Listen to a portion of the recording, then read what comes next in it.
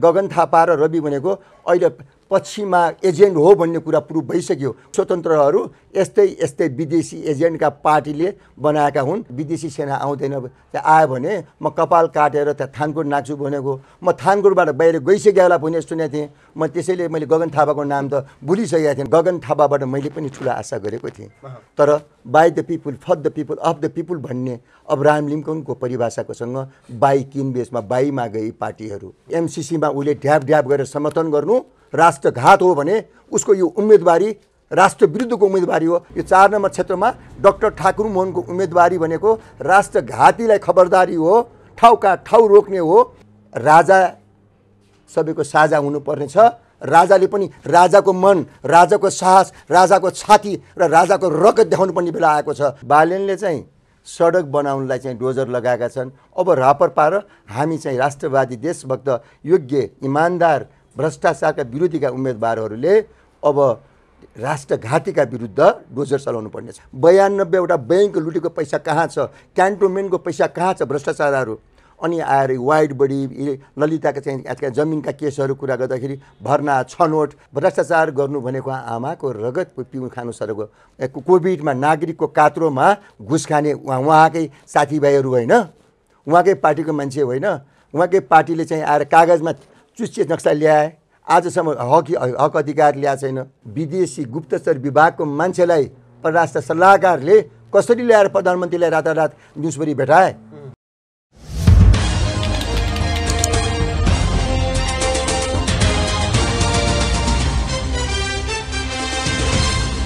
उम्मेदवारज्यू यहाँलाई स्वागत छ। धन्यवाद।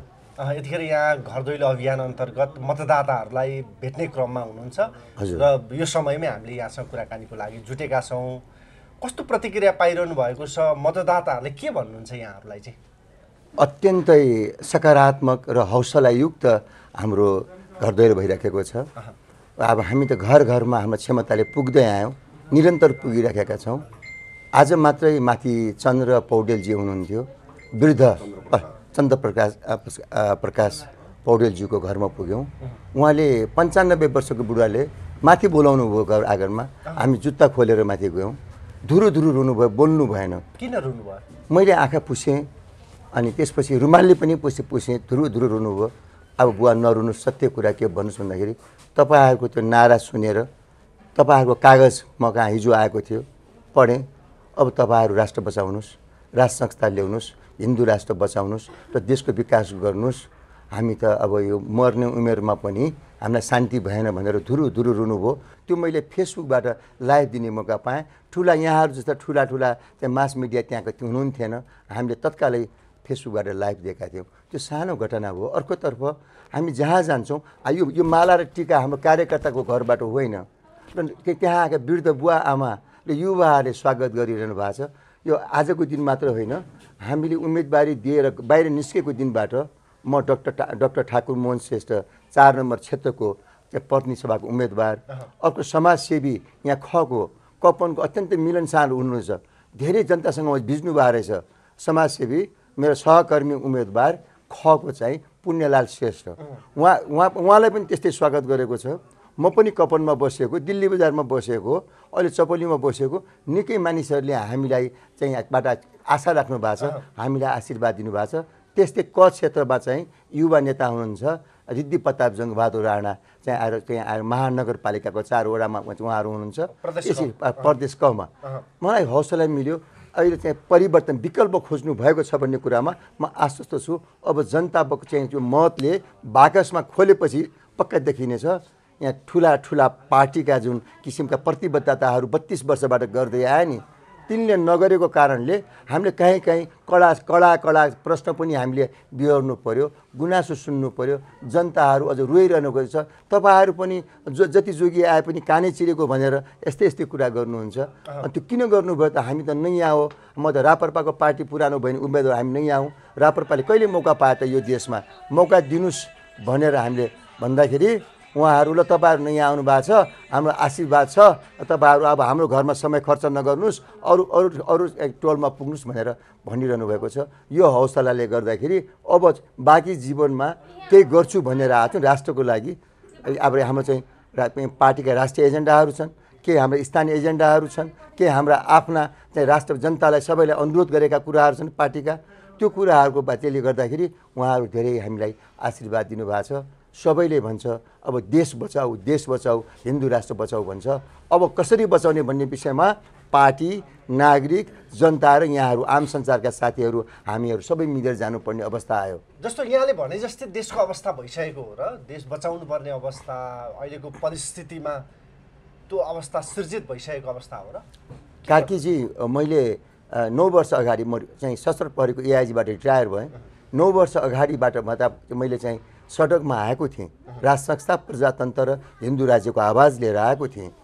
त्यो त्यत्तिकै लिएर आएको होइन, राष्ट्रियताको चाहिँ आएर चकनाचुर पारिसके राष्ट्रिय स्वाधीनताहरू ठुला पार्टीले एमसिसीको केसमा होस्, नागरिकताको केसमा होस्, विभिन्न गण्डक, कोशी, महाकाली, सेती विभिन्न प्रोजेक्टका कुरामा होस्, संवैधानिक निकायका विभिन्न भर्नामा कुरा होस्, अथवा यिनीहरूले त आएर राजनीतिक मूल्य र मान्यतालाई त्यागेको हुनाले हामी नयाँ व्यक्तिहरू चाहिँ आएर राज्यको चाहिँ यो चाहिँ आज नि पोलिटिकल डिस्कोर्सलाई चाहिँ अब हामीले चाहिँ यति बेला चाहिँ अब नयाँ धारमा लानुपर्ने र राष्ट्रियताको जगमा उठाएर लानुपर्ने छ। नेपाल फर्स्ट, नेप्लिज फर्स्ट भनेर जाने, त्यसपछि अथवा राजनीतिलाई तल राखेर सबैभन्दा माथि राष्ट्रलाई राख्नुपर्ने बेला आएको कुरा त हरेक दृष्टिकोणले पुष्टि भइसकेको हो नि। यो त के भन्दाखेरि अब जनताले पनि पटक ठुला पार्टीबाट धोका खाएको र अब नयाँ पार्टी को हुने, नयाँ नेता को हुने भनेर जनता पनि कुरिराखेको। मैले पनि हामी ठाउँ ठाउँमा भन्ने गरिरहेका छौँ, बालनले चाहिँ सडक बनाउनलाई चाहिँ डोजर लगाएका छन्। अब रापरपा र हामी चाहिँ राष्ट्रवादी, देशभक्त, योग्य, इमान्दार, भ्रष्टाचारका विरोधीका उम्मेदवारहरूले अब राष्ट्रघातीका विरुद्ध डोजर चलाउनु पर्ने छ। अनि भ्रष्टाचार चाहिँ छ नि सोच भएका व्यक्ति, दल, पार्टी यसका विरुद्ध डोजर चलाउनु पर्ने छ। त्यो डोजर चलाउने भनेको फलामे डोजर होइन, राष्ट्रको मूल नीति बनाएर, कानुन बनाएर त्यसको अक्षरश कार्यान्वयन गर्नको लागि चाहिँ अब हामी चाहिँ एकताबद्ध भएर राष्ट्रवादी भएर अगाडि बढ्नुपर्छ। यहाँकै कुरालाई जोडे, अब क्षेत्र नम्बर 4 को लागि यहाँको मूलभूत एजेन्डा के छ? राष्ट्रिय रूपमा राप्रपाको एजेन्डा के हो? राष्ट्रिय रूपमा हाम्रो चाहिँ एजेन्डा, राजनीतिक एजेन्डामा राष्ट्र संस्थाको प्रजातन्त्र, प्रत्यक्ष निर्वाचित प्रधानमन्त्री र सांसदहरू मन्त्री हुन नपाउने। किन सम्भव छैन? हर चिज सम्भव भएर देखेर अध्ययन गरेर हाम्रा विज्ञहरूले, पोलिटिकल एक्सपर्ट, आवश्यकता यही हो। the need of the hour, need of the nation for this 21st century. No doubt. This is एउटा need assessment भएर आएको कुरा हो। र अर्को कुरा के भन्दाखेरि यो राजनीतिक जुन धाराहरू सुधार भएर आयो नि, 2047 सालमा बनेको संविधान सन्त नेता आएर कृष्ण प्रसाद भट्टराई एउटा प्रजातन्त्रवादी नेता र एउटा राज संस्था बिचको विज्ञहरूको बिचमा बसेर अब त्यहाँ अगाडिको राज्य बनाउने भनेर बनेको चिज हो नि। त्यसमा हेर्नुहोस् त, बहुदलीय प्रजातन्त्र आएको ठाउँमा आतङ्कवाद किन आयो? माओवादी आतङ्कवाद म यहाँलाई प्रश्न गर्छु, भन्नुहोस् न यहाँले किन आयो? यो देशमा के बन्दुक उठाउनु पर्ने बेला थियो? प्रजातन्त्र आएको देशमा आतङ्कवाद आउनु भनेको त्यसमा नि अहिले पुष्टि भइसक्यो। म प्रहरीको तल्लो दर्जामा थिएँ, अनि पछि आएर क्रमशः उपल्लो दर्जामा आउँदा म 2 स्टार जनरल लेभलमा आएर देखेँ नि त यिनीहरूलाई। देखेँ लड्ने लडाउने यिनीहरू, टाउको मूल्य तोक्ने, आतङ्ककारी घोषित गर्ने भारत र अमेरिका, लड्ने यिनी लडाउने देउबा, यिनी ओली, यिनी माधव कुमार नेपाल हुन्। उताबाट चाहिँ यिनीहरूले भने हामीलाई चाहिँ गिरिजा बाबुले फलान ठाउँमा अट्याक गर भन्थ्यो, हामी चाहिँ फलान ठाउँमा अट्याक गरे भनेर यिनले मुखले बोलिसकेपछि 3टा कुराको चाहिँ मैले व्यक्तिगत रूपमा 3टा कुराको आवाज उठाउँछु। नेपालसँग 3टा प्रश्न, अन्तर्राष्ट्रिय जगतमा र छिमेकी राष्ट्र र यी गद्दार चाहिँ आएर मूल्यहीन नेतालाई चाहिँ त्यो हो प्रजातन्त्रको परिभाषा के हो? नेपालमा त्यो लागू हुन सकेन।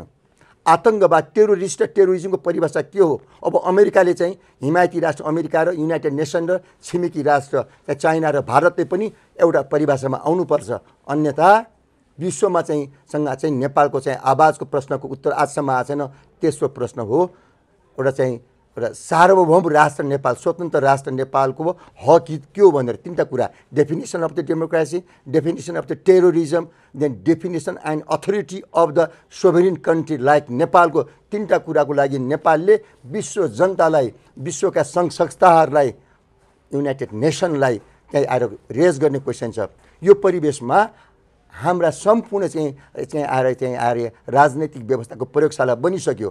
अब राष्ट्रवादको जगमा उठेको आएर अझ पछिल्लो भाषामा स्पष्ट बन्ने हो भने 33 सालमा बिपी कोइरालाले भन्नुभएको राजाको गर्दनभन्दा माथि मेरो गर्दन छ भन्नुभएको थियो।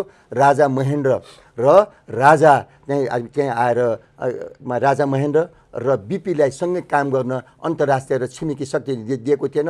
अब त्यो त्यहाँ आवश्यकता आयो। शान्ति क्षेत्रको प्रस्ताव राजा वीरेन्द्रको अहिले महत्त्व आयो। यहाँले एजेन्डाको कुरा गर्नुभएको थियो भने राजनीतिक एजेन्डा बनाए।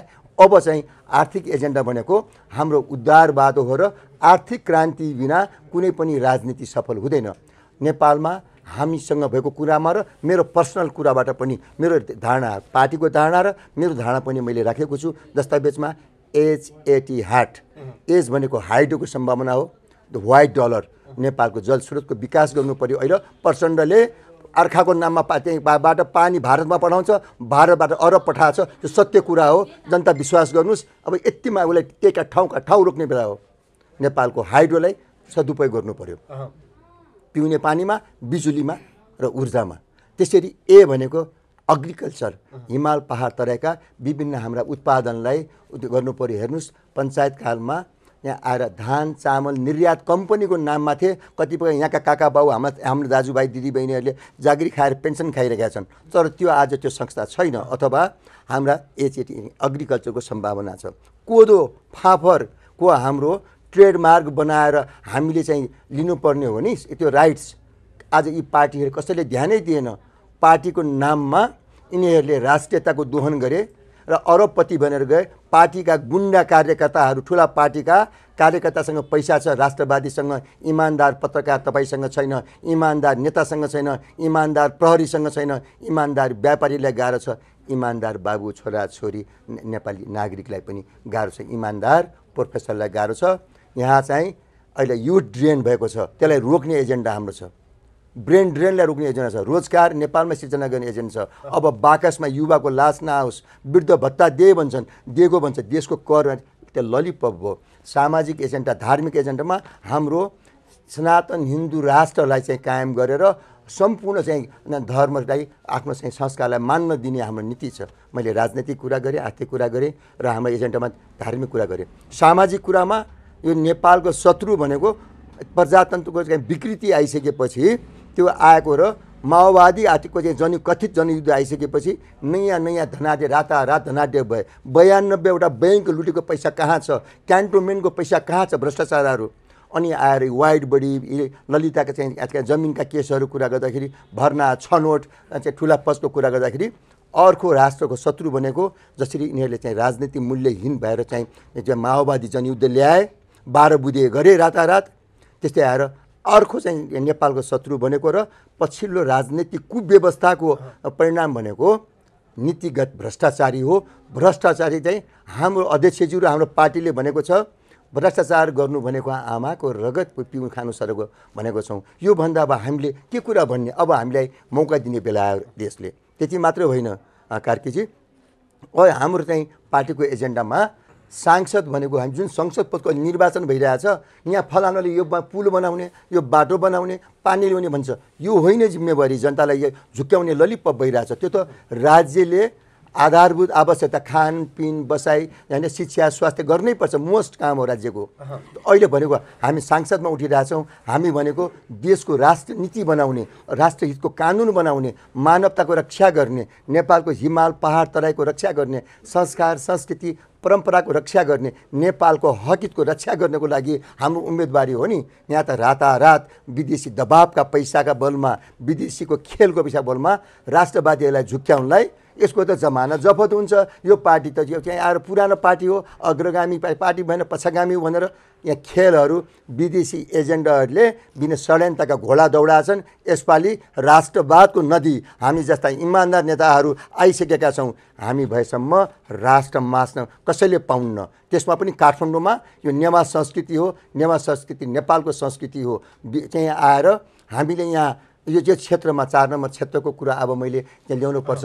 4 नम्बर क्षेत्रमा के गर्छौ भनेर भन्दाखेरि राष्ट्रिय समस्या जे छ यो क्षेत्रमा पनि रोल्पा रुकुम हुम्ला र तराईको दुर्गम तराईको जति पीडा छ यहाँको मेरो यो क्षेत्रमा हाम्रा स्थानीय दाजुभाइ बहिनीलाई धेरै पीडा छ। साइकल नजाने ठाउँ छ।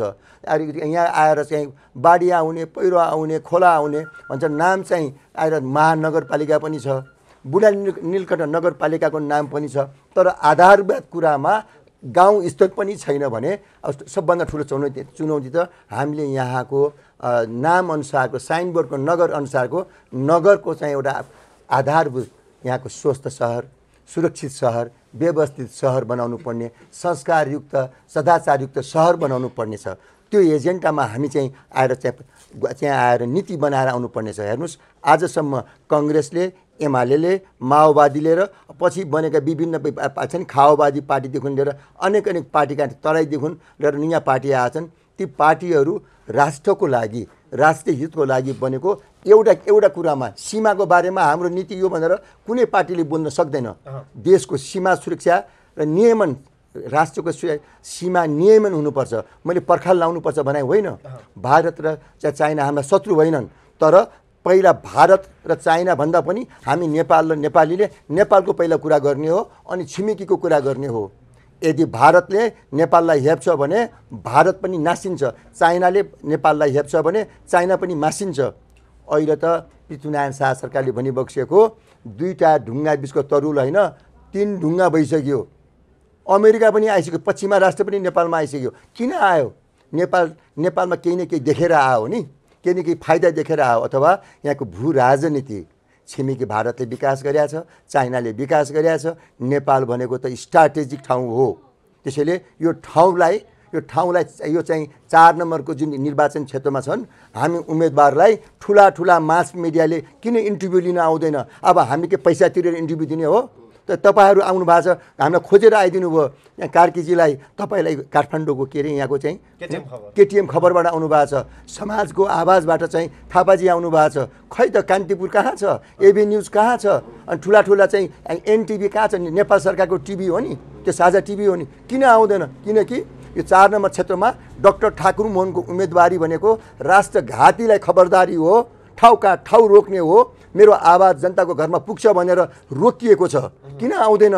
नआए पनि तपाईँहरू आइदिनु भएको छ। तपाईँहरूलाई धेरै धेरै धन्यवाद। मैले अर्को चाहिँ यो क्षेत्रलाई चाहिँ वास्तवमा नमुना क्षेत्र बनाउने, म एउटा यहाँको सांसद भएको हुनाले मैले राष्ट्रको हितको कुराको नीति निर्माण गर्ने र एउटा सिङ्गोर राष्ट्रको हितको नीतिको लागि विज्ञका आवाजहरू, जनताको आवाजहरू हाउसमा पुर्याउने त्यो दायित्व हाम्रो साथीको दायित्व हो। हामी प्रदेश सरकारको खारिजी भनेका छौँ, तर प्रदेशमा उम्मेदवारी दिएका छौँ। प्रश्न नसोध्नुहोस्, मैले उत्तर अहिले दिइहाल्छु कि हामी नगएसम्म यिनीहरूको नि भाँड भैलो हुने, यिनीहरूकै शासन हुने भावनाले हामीले प्रदेशमा पनि उम्मेदवारी दिएर पुण्यलाल श्रेष्ठलाई खबाट र रिद्धि प्रताप जङ्गबहादुर राणालाई कबाट दिएका छौँ। किन दिएको भन्दाखेरि त्यो ठाउँ कब्जा गर्ने, बहुमत ल्याउने, शान्तिको बाटो, मतको बाटोबाट, बाकसको मतबाट गएपछि हाम्रो 2/3 बहुमत आएपछि अनि संविधानमा लादिएका 72 सालमा ल्याएको संविधानमा ल्याएको धर्मनिरपेक्षता खारेज गर्ने, प्रदेश सरकार खारेज गर्ने, अथवा हजारौँ राजाहरूलाई फालेर एकताको एउटा अभिभावक, एउटा राजा पाल्ने हो, राजा राख्ने हो। राजालाई पनि हामी अझ यो भन्न चाहन्छु, राजा पनि साझा भएर बस्ने हो, निडर भएर बस्ने हो, एकताको प्रतीक भएर बस्ने हो। राजा कमजोर भएर बस्ने होइन, एकताको प्रतीक भएर बस्ने हो। शक्ति लिएर होइन, आस्था पुञ्ज भएर बस्ने हो राजा। त्यसैले मैले आज भन्न सुरु गरेको छु, राष्ट्रपति शासनले राम्रो गरेको भए, यो गणतन्त्रले राम्रो गरेको भए आज हामीले राजा खोज्नुपर्ने थिएन, अब कम्पेयर गर्ने मौका पायो नि त हिजो र आज। त्यसैले एकताको प्रतीक कोही हुन सकेन, राष्ट्रपति पनि हुन सकेन, नेता पनि हुन सकेन। त्यसैले राप्रपाले प्रत्यक्ष निर्वाचित प्रधानमन्त्री एक्जिक्युटिभ बडीमा बस्ने सबैको एकताको रूपमा अभिभावकीय राजालाई राख्ने कुरा गर्छौँ।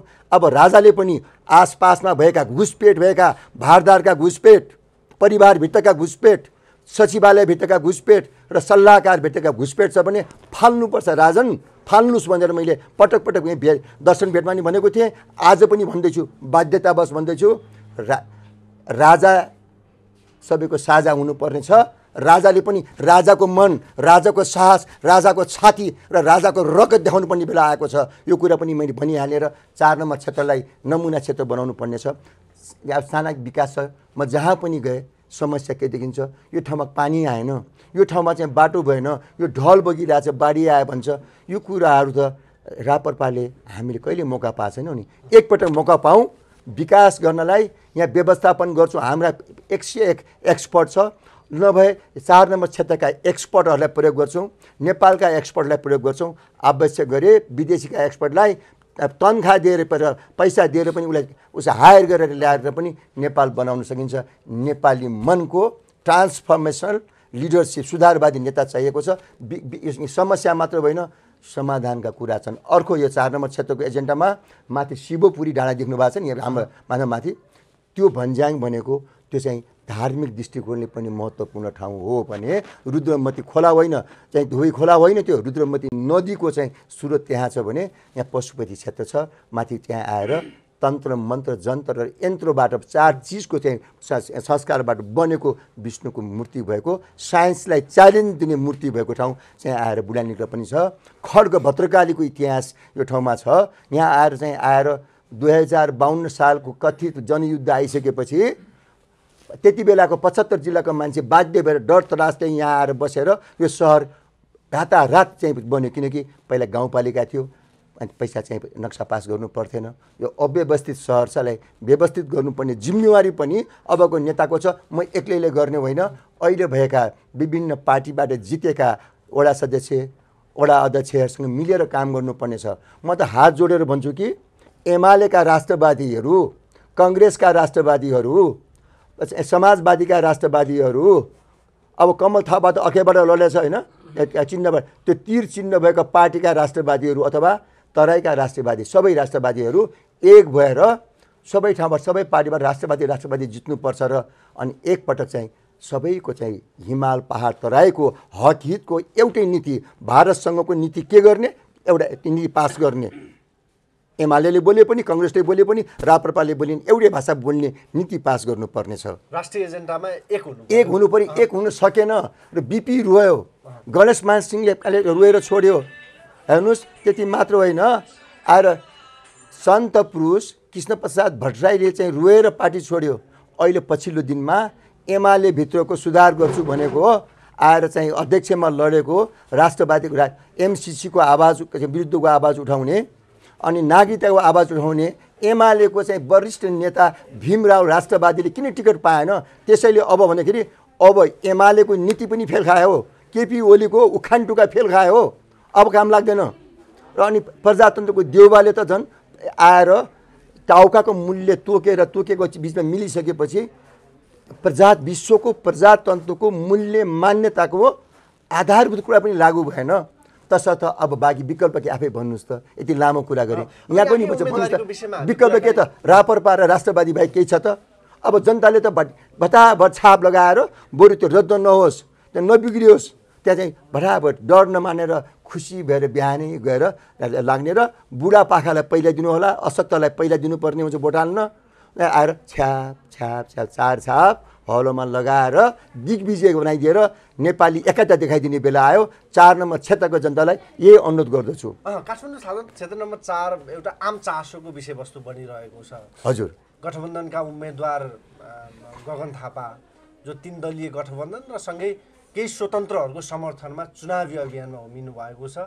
चुनाव पछाडि देशको ड्राइभिङ सिटमा बस्छु भनेर आफ्नो उम्मेदवारी दिनुभएको छ र सँगै प्रधानमन्त्रीका तत्कालीन केपी शर्मा ओली प्रधानमन्त्री रहँदाखेरि परराष्ट्र सल्लाहकार रूपमा रहनुभएका डाक्टर राजन भट्टराई उम्मेदवारीमा आउनुभएको छ र एक अर्कालाई प्रतिस्पर्धा देखिरहनु भएको छ। हाम्रो नाम आएको छैन, मेरो नाम आएको छैन, यहाँको नाम उहाँले काउन्टै गर्नु भएको छैन हो।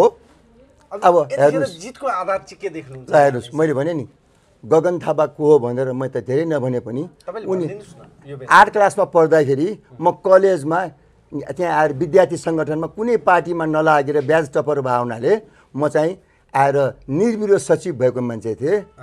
नेभी सङ्घको चाहिँ अध्यक्ष भएर मन्त्री भयो गोविन्द शाह, उपाध्यक्षमा अखिलका थिए, त सचिवमा ब्याज टपर भयो हुनाले कलेजमा सचिव भइसकेको मान्छे पनि हुँ।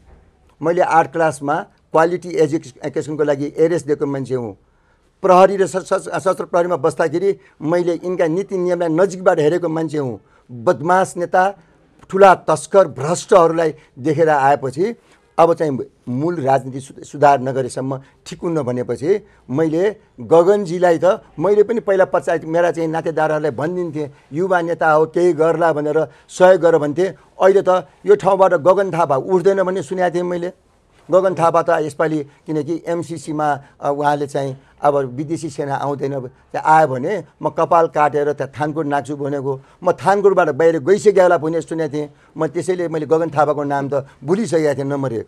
दोस्रो कुरा त्यति मात्र होइन, अनि पछिपल्ट सुनाएको बेलामा म पनि नेपाल नागरिकबाट राप्रपाले स्वागत गर्यो मलाई पार्टीमा। पार्टीमा आयौँ हामी। त्यसपछि सुने उनी सरलाईतिर गयो भने सुनेको थिएँ। फेरि मैले त नोमिनेसन दिनमा मात्रै भेटेँ, आएर दाई भन्नुभयो। अनि अङ्गाल पनि हालेँ भाइ दिनमा मात्रै भेट्यो, आम्ने सामान्य भयो। यहाँलाई पनि त्यही देखेको थिएँ, अङ्गाल पनि हालेँ उहाँले। अनि मैले भने तपाईँ त फेरि आउनुभएछ भने हाँस्नुभयो, म पनि हाँसेँ। मैले भन्न खोजेको गगन थापाबाट मैले पनि ठुलो आशा गरेको थिएँ, तर by the people for the people of the people भन्ने अब्राहम लिङ्कनको परिभाषाकोसँग बाई किनबेचमा बाईमा गई पार्टीहरू है।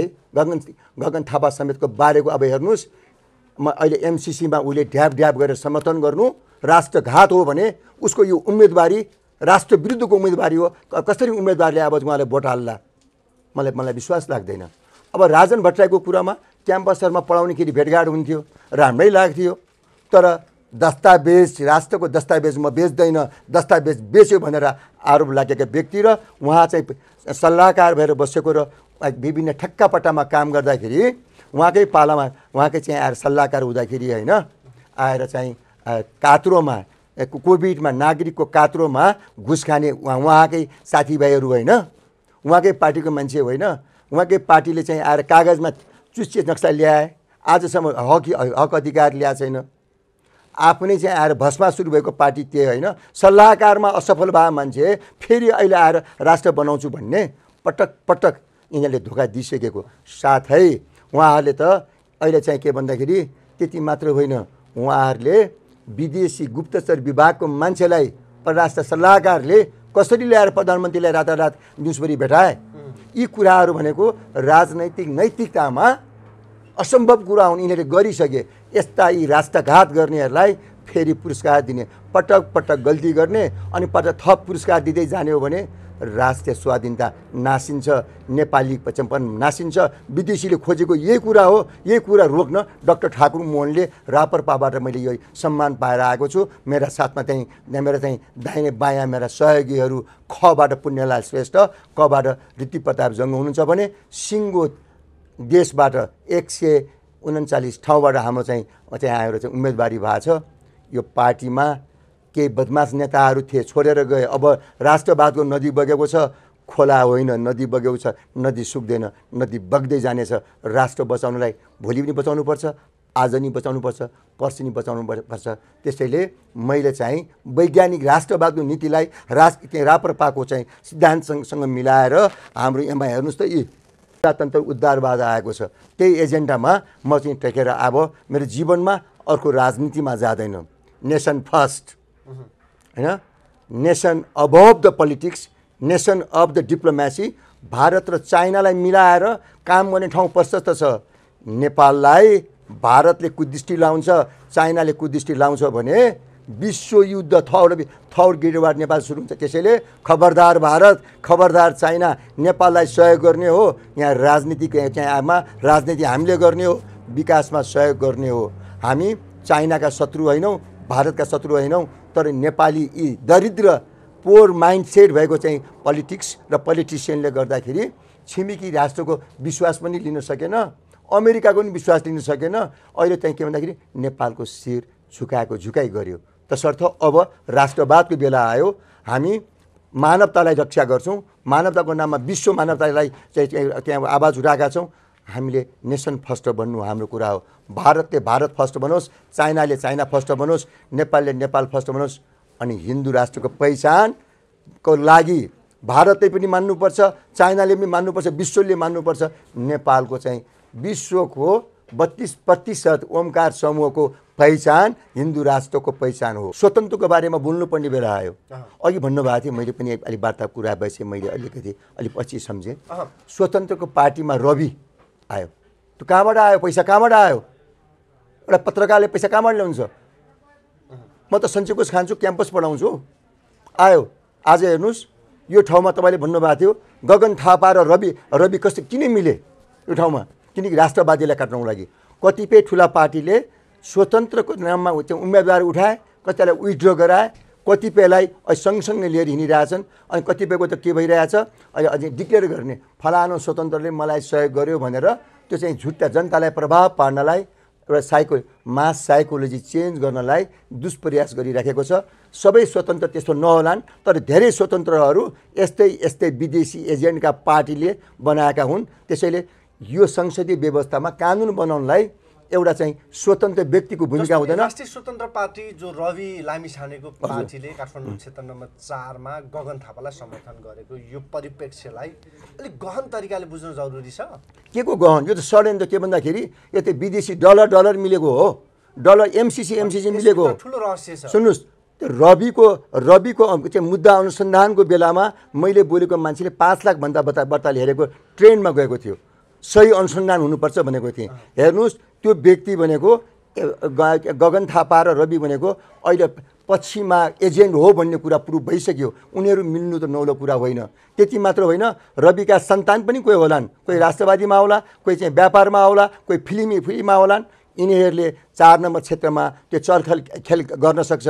म जनतालाई भन्छु अब यी राष्ट्रघातीहरूलाई ठाउँका ठाउँ रोक्ने हो, नरिसाएर शान्त भएर गोप्य मतदानमा हामीलाई जिताइदिन आग्रह गर्दछु। र स्वतन्त्र उम्मेदवारमा उठेका मान्छेहरू पनि कसैले 5 लाख, कसैले 10 लाख खाएको छ। अहिले नाम नभनौँ, हिजो मात्र मलाई एउटाले खबर गरेको थियो मेरो चाहिँ 3 देखि 5 लाख जति खर्च भएको छ, त तपाईँ मलाई 5 लाख दिनुहोस्, म चाहिँ समर्थन गर्छु भन्ने मान्छेको खबर मलाई आएछ। मैले हाम्रो त्यो नीति छैन र त्यो मेरो त्यो बाटो नजाने गाउँको बाटो नसोध्नु पनि भनेर पठाएँ। हेर्नुहोस् त, स्वतन्त्रको नाममा झुक्क्याएर जनतालाई चाहिँ आएर झुक्क्याएर भोटिङको लागि चाहिँ जनताले धेरै कुरा बुझिसकेको छ। विगतबाट भएका कमजोरी गल्तीबाट र त्यो विश्वासघातबाट जनताले पाठ सिकेर, हाम्रो स्थानीय नागरिकले पाठ सिकेर अब विदेशी एमसिसीका दलाललाई नागरिकता बेचेर देशका बिना युद्ध चाहिँ आएर चाहिँ देश गुमाउनु खोजेको रणनीतिलाई खत्तम गर्नको लागि हामी जस्ता राष्ट्रवादी, इमान्दार, वफादार र केही गरौँ भनेर आएको नि, हामीलाई चाहिँ अब हामीलाई चाहिँ साथ दिने बेला आयो। जनता जनार्दन आशीर्वाद दिनुहोस्, राष्ट्र बचाउँ, सबैले मिलेर राष्ट्रमा समस्या समाधान गर्ने बाटा छ भन्ने अनुरोध पनि गर्दछौँ। हलोलाई नभुलौँ, आफूलाई न्याय गरौँ, देशलाई न्याय गरौँ। एकपटक यसै पालि हलोलाई विजय गराउँ। धन्यवाद कार्कीजी, धन्यवाद थापाजी। समय सम्वादको लागि यहाँलाई धन्यवाद। धन्यवाद। यहाँहरू आउनुभएका अनलाइन खबरका देखुन यहाँको चाहिँ आएर काठमाडौँ केटिएम खबर र चाहिँ समाजको आवाजको राजनजीलाई धेरै धेरै धन्यवाद। ठुला मास मिडियाले पनि हाम्रा आवाज लिन, हाम्रो कुना काप्चामा आइदिन आग्रह गर्दछु। साथै यहाँहरूको माध्यमबाट यहाँले सक्नुहुन्छ अथवा ठुला मास मिडियाले सक्छ भने मैले वीरभूषणजीलाई पनि भनेको थिएँ मलाई मौका दिनुहोस् भनेर। मैले भनेको थिएँ यहाँ जीवरामजीलाई पनि भनेको थिएँ, मैले भनेको थिएँ हिमाल टिभीको लाई पनि भनेको थिएँ, मैले चाहिँ यक्षे प्रश्नको साथीलाई पनि भनेको थिएँ। आजसम्म उहाँहरूले समयमा हामीलाई दिनुभएको छैन। म अझै पनि अनुरोध गर्छु कि अब यो 4 नम्बर क्षेत्रलाई चाहिँ विदेशी दबाव र प्रभावमा चाहिँ पार्न खोजेको हुनाले एकपटक यहाँले भन्नुभयो नि हाम्रो नामै आएन भन्नुभयो। ठुला नाममा आएको उम्मेदवारसँग उहाँको राष्ट्र विकासका एजेन्डा, उहाँका नैतिकताका कुराहरू, उहाँका भिजनका कुरासँग मेरा भिजन, मेरा विचार, मेरा अपिलहरू पनि राख्ने मौकासँगै म चाहिँ डिबेटको मौका पाए हुन्थ्यो भन्ने आग्रह पनि गर्दछु। धन्यवाद। Thank you.